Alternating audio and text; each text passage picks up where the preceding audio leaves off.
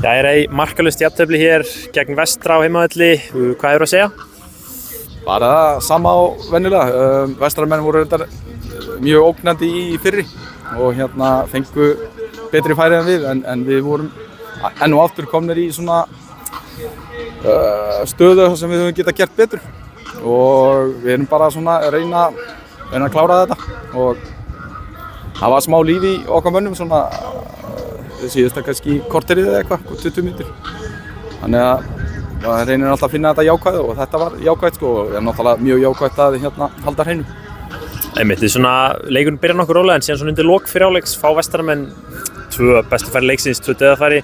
Getur að vera fínt svona allan að fara inn í hálfleikinn en í 0-0 og þá geta svona tekið stöðuna. Já, algjörlega. Við vorum heppnir að fá ekki mark á okkur eða mörk eins og þú segir. Jú, það var við ákveðum að breyta aðeins og líka bara að þétta meira inn á miðju og það virkaði og það var svona jafnræði með liðunum en það var aðeins meiri kraftur í okkur í síðasta korterið eitthvað. Já, þið komið svona betur út í seinni hálfleikinn, svona nokkuð jafnræði. Hvað var svona helsta sem þið breyttuð að rættuð í hálfleik þá? Það voru bara einhverjar fæslur og þéttleika og svona og það vorum allt annar, liðið var að vinna betur saman í seinni heldur en í fyrri kannski. Og þessi svona svolítið hefur verið saman á tímabili, þið fáið lítið, bara lítið skorað í ykkar leikjum. Þið skorið lítið og fáið á okkur lítið, svona hvað hefur að segja um það? Bara ekkert mikið um það, við erum náttúrulega eins og gefur að skilja þá okkur vantar mörk.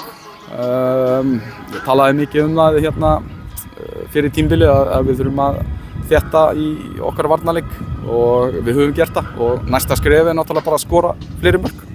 Við höldum áfram að vinna í því og það hlýtur nú að fara að detta inn að við náum að skora einhver mörk.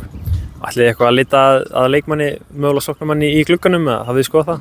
Já og nei, við náttúrulega skoðum allt sem að hægt er að skoða og við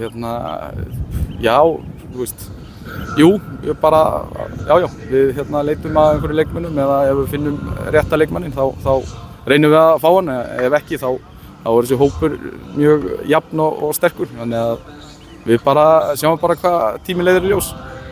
Takk fyrir.